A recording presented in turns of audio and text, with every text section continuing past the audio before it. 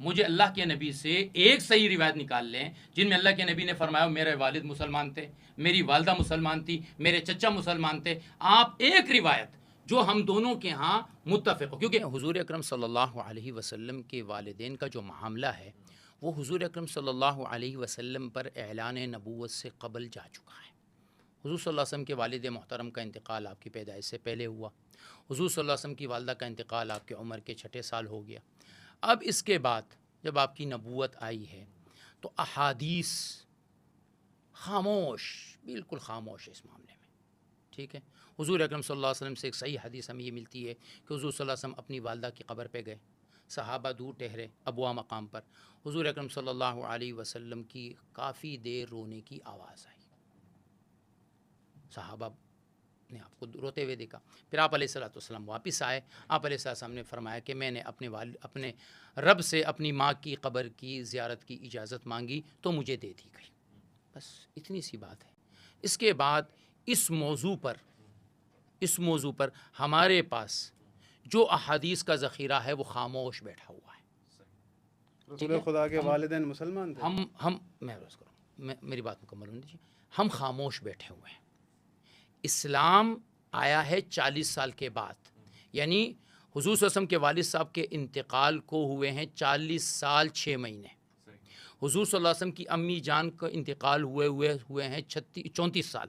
ٹھیک ہے، اب 34 سال پہلے ایک آدمی کا انتقال ہوا ہے. اس آدمی سے میں کہوں کہ تم مسلمان تھے کہ تم مسلمان نہیں تھے.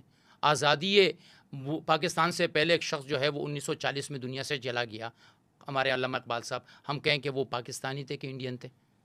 قبلہ قرآن پر آپ تھوڑا سا غور و فکر کریں. اللہ فرماتا ہے وما کننا معذبین حتی نبعث رسولا، ہم کبھی بھی عذاب نہیں کرتے جب تک ہم رسول مبعوث نہ کر دیں، اپنی حجت تمام نہ کر دیں. رسولا مبشرین ومنذرین لئلا یکون للناس علی اللہ حجت بعد الرسل. عام لوگوں کے لیے بھی ہے کہ اللہ نے نبی بھیجے ڈرانے والے، بشارت دینے والے، تاکہ لوگوں پر میری حجت قائم ہو جائے. اللہ عادل ہے. حضرت نے جو بات کہی، میں ان سے سوال پوچھنا چاہتا ہوں. رسول خدا صلی اللہ علیہ وسلم دیکھیں، اس کا مصداق نہیں بتاتے نا. یہ آپ بڑی لوگوں کو دھوکہ دیتے ہیں. آپ آیت پڑھتے ہیں اور اس میں سے کسی اور چیز کو آپ اس آیت کا بھی بتائیں. نہیں، آپ یہ کہہ رہے ہیں نا کہ رسول موجود نہیں، کیا ثابت کرنا چاہتے ہیں وہ بتائیے. آپ آیت پڑھتے ہیں ادھر ادھر، آپ نہیں سمجھ سکے. موضوع پر رہیں، موضوع پہ آیت پڑھیں. میرا قصور نہیں ہے. آپ کا دیکھیں، میں نے یہ کہا کہ وما کننا معذبین حتی نبعث رسولا، ہم ہرگز عذاب نہیں کرتے جب تک ربی مبعوث نہ کر دیں، کسی کے اوپر حجت قائم نہ کر لیں. دونوں آیتیں پڑھی. آپ کے بقول کے نہیں، والد اور والدہ کے وقت کون سے نبی تھے؟ اس پہ رہیے نا. اس کون سے نبی تھے؟ حضرت عیسیٰ تھے. ان کی جو ہے وہ رسالت جو ان کے، تو گویا کہ آپ یہ کہنا چاہ رہے ہیں کہ حضرت دادا والد دین اور والدہ ابراہیم عیسائی کی بات کر رہا ہوں. دین ابراہیم نہیں، آپ نے پوچھا نبی کون تھے، میں دین ابراہیم کی بات. آپ نے عیسیٰ السلام کہا نہیں، آخری نبی میں نے کہا کہ آخری نبی، آپ کہہ رہے ہیں کہ آخری نبی عیسیٰ علیہ السلام تھے اور یہ دین ابراہیم پر. آپ نے پوچھا کہ اس آخری نبی کون تھا، تو میں نے اس لیے کہا. میں یہ کہہ رہا ہوں کہ دین ابراہیم. آیت پہ رہی ہے. اچھا، میں آیت پہ ہی رہی ہوں. دیکھیں میری بات سنیں. کون سا نبی آیا جس نے دادا رسول صلی اللہ علیہ وسلم کو؟ ایک چیز 4 لوگ ہیں جن کے بارے میں ایمان میں اختلاف ہے. مجھے صرف 5 منٹ دے دیں، میں آپ کو ساری چیزیں، آپ کی بات کی تصحیح کرتا ہوں. 4 لوگ ہیں: دادا جان عبد المطلب، چاچا جان ابو طالب، والد محترم عبداللہ، والدہ محترمہ آمنہ. ان کے ایمان پر شدید قسم کا اختلاف چلتا ہے. ٹھیک ہے نا. کچھ لوگ کا دعویٰ ایسا ہے، کچھ لوگ کا دعویٰ ایسا ہے. ہمارے نزدیک اعلیٰ ترین بات اس میں یہ ہے، سکوت کرو، بہت بڑی بات ہے. ٹھیک ہے، آپ کہتے نہیں وہ مسلمان تھے. آپ کا یہ آپ جو آیت میری آپ دلیل کہہ رہے سن ہیں لیں، کہ ٹھیک ہے، پھر آپ اس کو رد کیجیے. میں آپ سے صرف عرض کر رہا ہوں کہ آپ یہ آیت جو پڑھ رہے ہیں کہ رسول آئے تھے، تو کون سے رسول تھے اور یہ لوگ کون سے دین پر تھے اور ان کا دین کا طریقہ کیا تھا، مجھے بتائیے.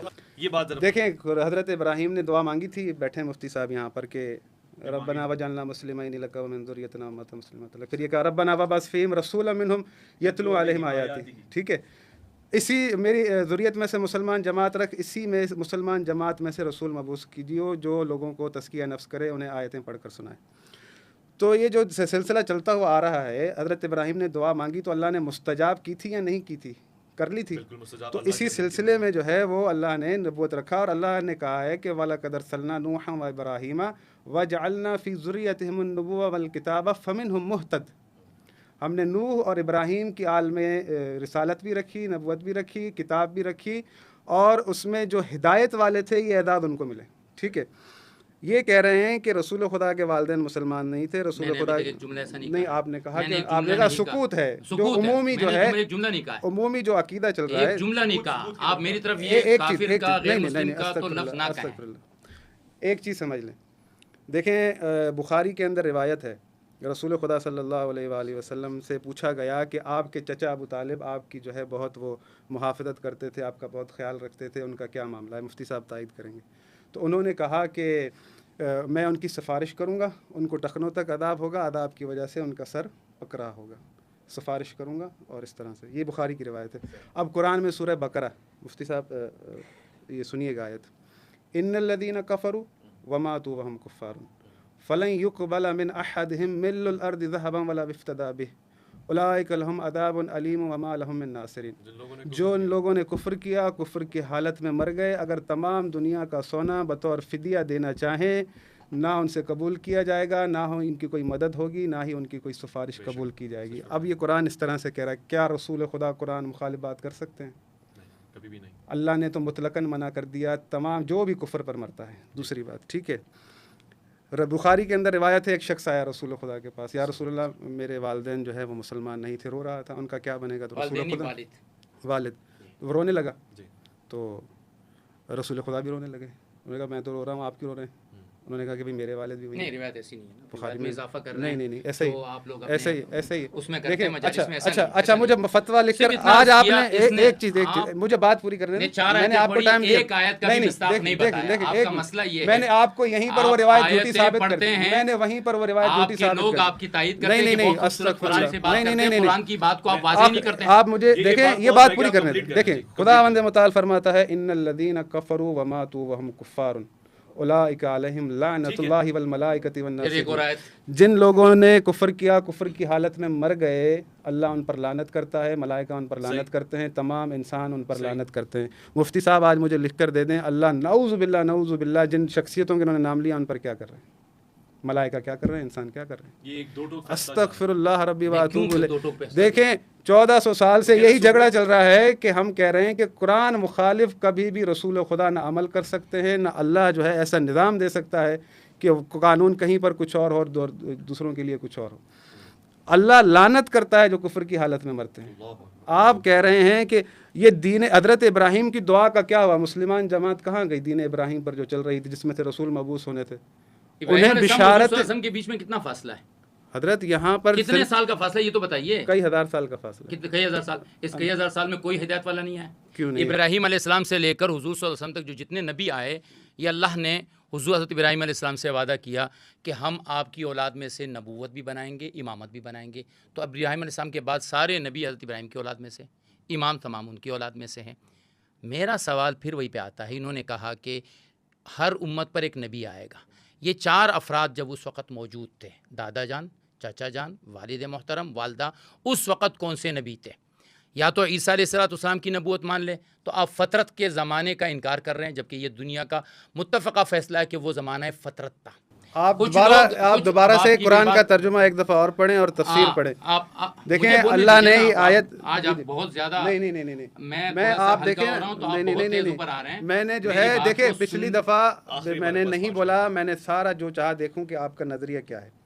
میں نے نہ آپ کی روایت پر کوئی اعتراض کیا, نہ آپ کے جملوں پر کوئی اعتراض کیا.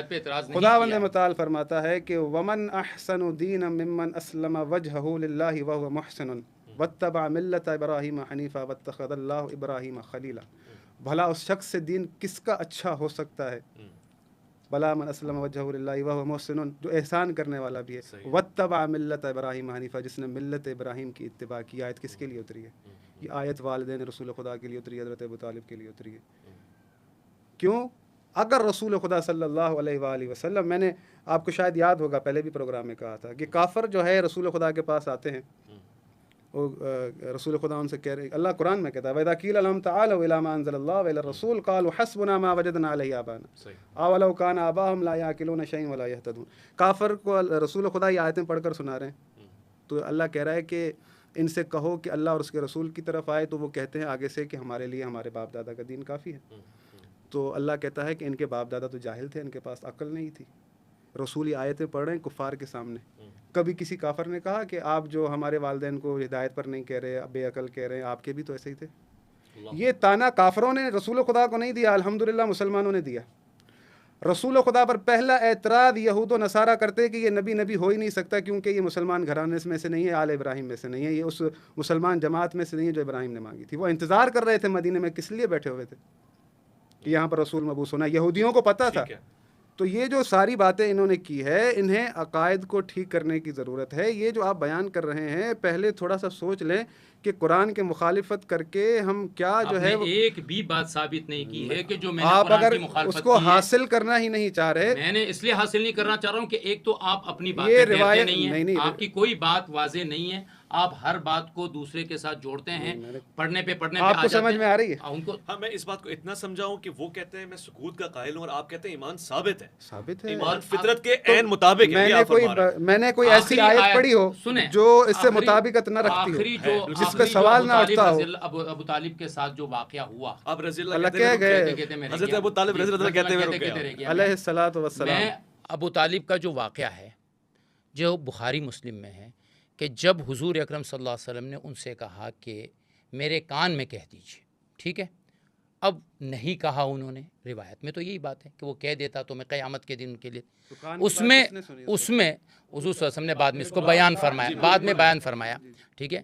اس میں یہ بات ہے کہ جو دوسرے لوگ بیٹھے ہوئے تھے وہ ان سے کہہ رہے تھے کہ کیا تم دین عبد المطلب پر جا رہے ہو, یا تم دین عبد المطلب پہ جا رہے ہو یا اس کے دین پہ جا رہے ہو.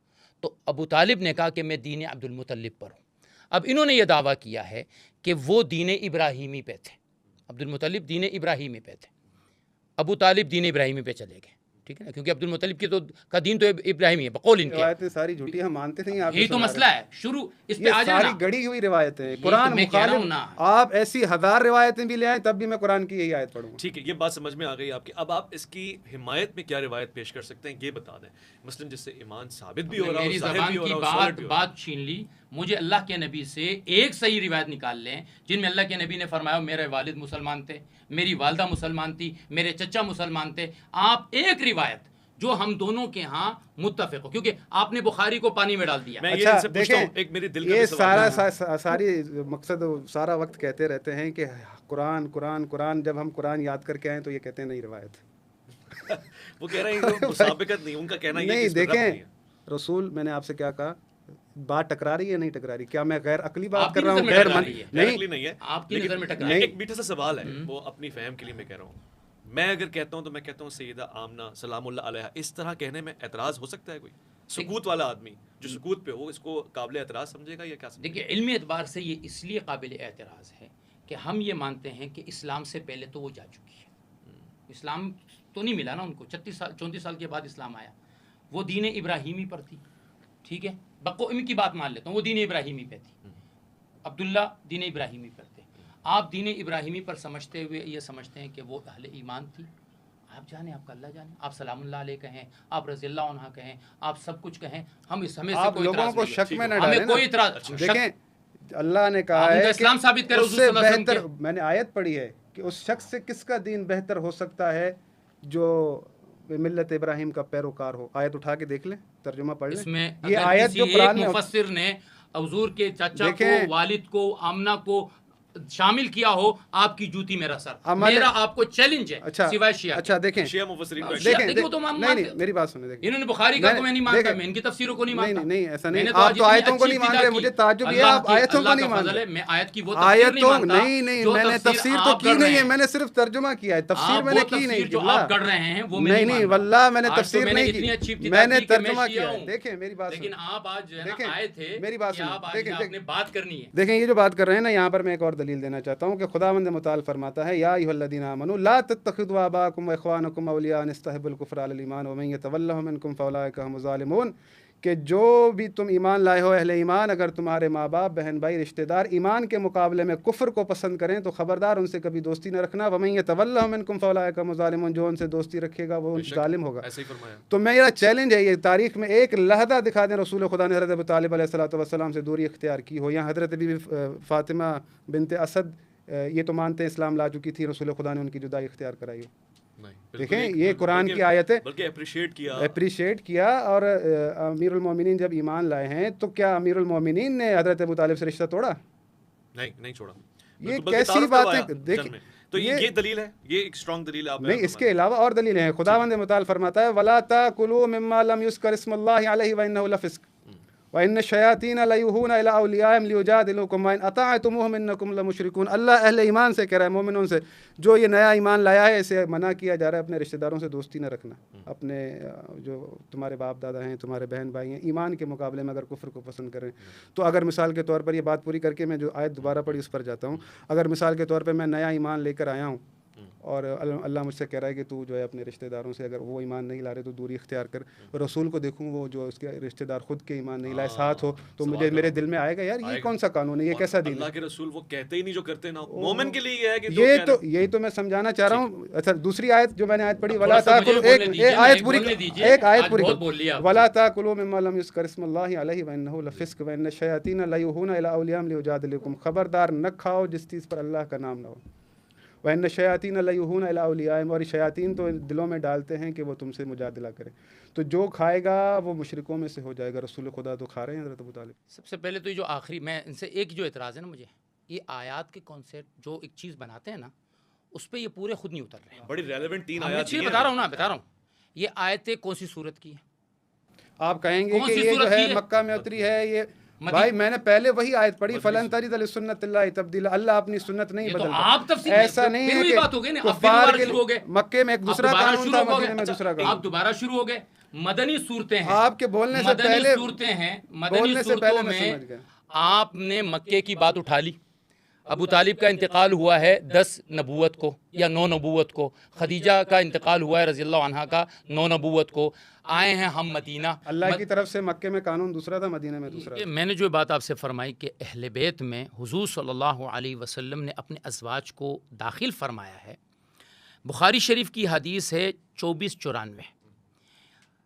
حادثہ عفک جب ہوا تو عائشہ رضی اللہ عنہ پر جب الزام لگا تو حضور صلی اللہ علیہ وسلم نے فرمایا من یعذرنا من رجل بلغنی آذاہ فی اہل بیتی. حضرت عائشہ میری اہل بیت ہے، اس کے متعلق یہ شخص ہمیں تکلیف پہنچا رہا ہے. فواللہ ما اعلم عن اہل بیتی الا خیرا. خدا کی قسم میں اپنے اہل بیت یعنی میں اپنی بیوی کے بارے میں سوائے خیر کے کچھ نہیں جانتا. اگلی روایت عائشہ رضی اللہ تعالیٰ کے پاس حضور صلی اللہ علیہ وسلم آتے، جیسا فاطمہ رضی اللہ عنہ کے گھر کے پاس گزرتے تھے نا، عائشہ کے پاس آتے تھے اور کیا فرماتے تھے؟ السلام علیکم اہل البیت. بخاری شریف کی روایت ہے. اگلی روایت وانس ان رسول صلی اللہ علیہ وسلم جعل یمر علی نسائی. حضور صلی اللہ علیہ وسلم اپنی بیوی ازواج مطہرات کے گھروں کے سامنے سے گزرتے تھے. فیسلم علی کل واحدۃ منہن. ہر ایک پر سلام کرتے ہوئے گزرتے تھے. ویقول سلام علیکم کیف انتم یا اہل البیت. تم پر سلام ہو، کیسے ہو میرے اہل بیت؟ فیقولون بخیر یا رسول اللہ. یہ مسلم شریف کی روایت ہے 1428 اور صحیح اسناد میں بالکل بخاری مسلم میں تو ہمیں کوئی شک نہیں. آگے صحیح بخاری کی روایت ہے کہ عائشہ رضی اللہ عنہ سے کسی نے پوچھا کہ آپ لوگوں کو نبیذ بنانے سے جو روکا گیا تھا تو کس کس چیز میں روکا گیا تھا؟ تو مقصود کے الفاظ میں سنا رہا ہوں. قالت نہانا فی ذالک اہل البیت. ہم اہل بیت کو اللہ کے نبی نے اس چیز میں نبیذ بنانے سے کیا کیا؟ منع کیا. آگے جو ایک بعض لوگوں کا ایک اشکال ہے کہ اہل بیت سے مراد وہ ہیں کہ جن کے لیے صدقہ حرام ہے. تو ازواج مطہرات اس میں شامل نہیں ہیں. اچھا. حضرت عائشہ رضی اللہ تعالیٰ نے خود اس بات کا انکار کیا ہے. کیسے؟ اور انہوں نے کیا فرمایا ہے؟ یہ حافظ ابن حجر رحمہ اللہ نے فتح الباری میں اور حیثمی نے مجموع الزوائد میں یہ روایت نقل کیا. عائشہ فرماتے انا آل محمد لا تحل لنا الصدقہ. ہم آل محمد ہیں، ہمارے لیے صدقہ حلال نہیں ہے. گویا وہ اپنے آپ کو اس اہل بیت میں شامل کرتے ہیں جن اہل بیت کے لیے صدقہ لینا حرام ہے. وہ اپنے آپ کو اس اہل بیت میں شامل کرتے ہیں جن اہل بیت کے لیے اللہ نے فرمایا کہ تم اطہار ہو، تم مطہرین ہو، تم سے رجس کو دور کر دیا گیا ہے، تم پاک صاف کر دیے گئے ہوں، تم وہ سب کچھ ہو جو کچھ اہل بیت کے لیے اللہ کے نبی کی زبان سے ثابت ہیں، اس سب میں ازواج مطہرات بھی شامل ہیں۔ ٹھیک ہو گیا، بہتر ہو گیا، اور آپ نے تمام دلائل بھی پیش کر دی۔ علامہ صاحب اس پہ کیا تبصرہ ہے؟ بیان فرما رہے ہیں کہ ازواج کے لیے تو خود فرمایا اہل بیت ہے۔ ایک چیز میں کلیئر کر دوں، دیکھیں جو انہوں نے کہا کہ تفسیر اور روایت کا ہمارے پاس جو فرق ہے، دیکھیں ان کے پاس کئی روایتیں ایسی ہیں جو از لحاظ سند اس میں کوئی ایشو نہیں ہے، اوکے ہے، لیکن وہ صریحاً قرآن کی مخالفت میں ہے، تو یہ اسے ٹھیک مانتے ہیں۔ ہمارے پاس جو چیز ہے وہ یہ ہے کہ روایت جو ہے وہ کبھی بھی قرآن مخالف قبول نہیں کی جائے گی، عقل مخالف قبول نہیں کی جائے گی۔ یہ ہمیں کرائٹیریا خود رسول خدا صلی اللہ علیہ وآلہ وسلم نے دیا ہے اور ان کے اوصیاء نے دیا ہے، کیونکہ رسول خدا صلی اللہ علیہ وآلہ وسلم قرآن کے مخالف کبھی بھی نہیں جا سکتے، نہ کوئی عمل کر سکتے ہیں، نہ کوئی بات کر سکتے ہیں۔ میں نے جو آیت پڑھی آپ کے سامنے کہ انہوں نے جو روایت پڑھی اور اس چیز کو مثال کے طور پر شاید فیصلہ سنا دیا، دیکھیں بنتا نہیں ہے کانسیپٹ۔ اللہ کہہ رہا ہے اگر تم گناہ کرو گی تو تمہیں عذاب ہوگا، اگر نیکی کا کام کرو گی تو جو عام عورت کو اجر مل رہا ہے اس کا ڈبل ملے گا۔ تو یہاں پر انہیں اس بات سے یہ جو ہے ثابت نہیں ہوتا کہ یہ جو مولانا صاحب نے کہا۔ دوسری بات یہ کہ میں ایک آپ کو مثال دے دوں، اب میں اگر آپ اجازت دیں تو مفتی صاحب، یہ بخاری کی روایت ہے، جو کیونکہ میں پہلے چاہ رہا تھا کہ یہ جو پچھلے ایپیسوڈ میں بھی مفتی صاحب نے یہ بات کہی تھی تفاسیر اور روایت کی، تو ایک مثال اس کی میں آپ کو یہ دے دوں کہ بخاری کے اندر ایک روایت ہے کہ رسول خدا صلی اللہ علیہ وآلہ وسلم کعبے کی تعمیر کر رہے تھے اعلان نبوت سے پہلے، تو انہوں نے جو ہے نا وہ تہبند پہنا ہوا تھا، تو ان کے چچا نے ان سے کہا، وہ اینٹیں اٹھا رہے تھے اپنے کندھے پر، ان کے چچا نے ان سے کہا کہ تم یہ تہبند کھولو اور اس کو اپنے مونڈے پر رکھو اور اس کے اوپر اینٹ رکھو، پھر تمہیں جو ہے اس پر آسانی ہو جائے گی۔ راوی کون ہے؟ جابر بن عبداللہ انصاری۔ از لحاظ سند جو ان کے پاس یہ روایت ہے، اور یہ اس کتاب کو قرآن کے بعد سچی کتاب کہتے ہیں۔ روایت یہ کہتی ہے کہ رسول خدا نے اپنا تہبند کھولا، اس کو اوپر رکھا اور وہ لوگوں کے سامنے نعوذ باللہ یعنی برہنہ ہو گئے، بے ہوش ہو کر گرے۔ پھر جب ہوش میں آئے تو انہوں نے کہا کہ میرا تہبند کہاں ہے، وہ انہوں نے باندھا، پھر جو ہے وہ دوبارہ ان کو کبھی برہنہ نہیں دیکھا گیا۔ میں یہ سوال لے کر گیا ایک مفتی صاحب کے پاس کہ قبلہ یہ میں نے روایت پڑھی ہے بخاری کے اندر اور جو ہے یہ مجھے سمجھ نہیں آئی بات، تو انہوں نے کہا کہ بھئی یہ جو معاملہ ہے یہ اعلان نبوت سے پہلے جاہلیت کے دور کا ہے۔ تو میں نے کہا اگر کوئی 2 سال کا بچہ بھی ہو نا، اگر میں اس سے کہوں نا بیٹا یہ ایسا عمل کرو تو وہ بھی نہیں کرے گا، تو یہ رسول خدا کے عقل کے بارے میں آپ کیسی باتیں کر رہے ہیں؟ کیا یہ مشورہ ان کا ٹھیک تھا؟ اگر میں آپ کو یہ مشورہ اس طرح کا دوں کہ آپ میرے مشورے پر مجھ پر غصہ ہوں گے، یا کیونکہ عاقل آدمی تو غصہ ہی ہوگا؟ تو انہوں نے کہا کہ بھائی یہ روایت جو ہے بخاری میں لکھی ہے لہذا سچی ہے، ہم اسے مانتے ہیں۔ تو مجھے بڑا تعجب ہوا کہ یہ کیسا معاملہ ہے۔ اب مفتی صاحب نے بھی یقیناً یہ روایت بخاری کے اندر پڑھی ہوگی۔ اس کے علاوہ جو ہے یہ تو ایک میں نے بیان کی ہے، اگر مثال کے طور پر وقت ہو تو میں آپ کو ایسی ایسی روایتیں سناؤں جو نہ تو عقل میں آتی ہیں نہ قرآن کے ساتھ کھڑی ہیں۔ ٹھیک ہے، میں اب ایک سوال پوچھوں قرآن سے، چلیں یہ تو روایات کی بات ہے، صحیحین کی بات ہے، بخاری و مسلم کی بات ہے۔ جو سوال میں آپ سے پوچھنے لگا ہوں وہ سورہ ہود کا ہے، 73 آیا میں۔ اللہ رب العزت اس آیت میں فرما رہا ہے کہ فرشتے گئے جناب ابراہیم علیہ السلام اور ان کی زوجہ کو جناب سارہ کو اہل بیت کہہ کے پکارا ہے۔ بالکل یہ سوال اٹھایا جاتا ہے، میں اس چیز کو کلیئر کر چکا ہوں، اہل بیت ہونا اور ہے، آیت تطہیر کا مصداق ہونا اور ہے۔ یعنی آپ مان رہے ہیں کہ وہ اہل حضرت بیت ہیں؟ نہیں، میں نے کب انکار کیا؟ ازواج رسول میں اہل یہ بیت کہہ رہا ہیں۔ ہوں کہ آیت تطہیر میں 5 لوگ ہیں،